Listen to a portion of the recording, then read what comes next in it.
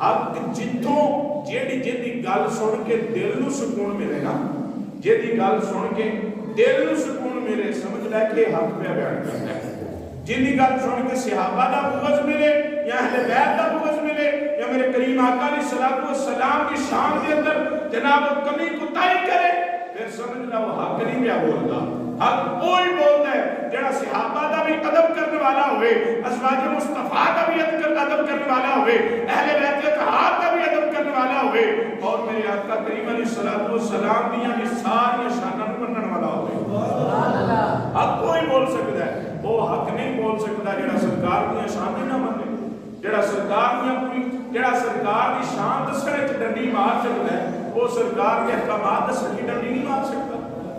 جڑا سرکار دی شان پوری نہیں بیان کرتا، وہ تواڈے تک دین کیویں پورا پہنچائے گا؟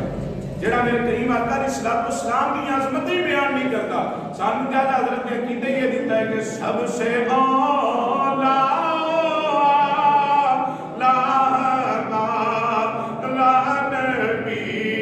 سب سے اعلیٰ سارے دا ایمان ہے نا، سارے دا ایمان ہے کہ سرکار سارے کو آلہ ہے۔ اچھا میں یہ بھی تمہیں ایک گل دس دیا، اج دے دور دے اندر آلہ حضرت دا دامن پھڑنا بھی بڑا ضروری ہے۔ آلہ حضرت دا دامن پھڑنا بڑا ضروری ہے۔ آج لوگ آتے ہیں جناب اسی بریلوی نہیں، اسی تے ڈھنکے دی چوڑ تے آنے ہیں کہ اسی بریلوی ہیں، اسی آلہ حضرت کو منن والے ہیں۔ کیوں؟ آلہ حضرت نے وہ عقائد ساڑھے سامنے رکھے رہے جڑے اہل سنت اکابرین دے عقائد نے۔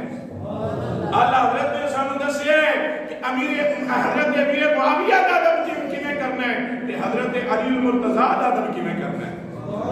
اے لوگ آتے ہیں جناب اسی آلہ حضرت تو بغیر دین سیکھ لیں گے۔ میں کیا آلہ حضرت تو بغیر اگر دین سیکھیں گا تو دل کے اندر بغض امیر معاویہ بھی پایا جائے گا، بغض حضرت علی المرتضیٰ بھی پایا جائے گا، اور سرکار دیا شانہ دا بھی منکر بنے گا۔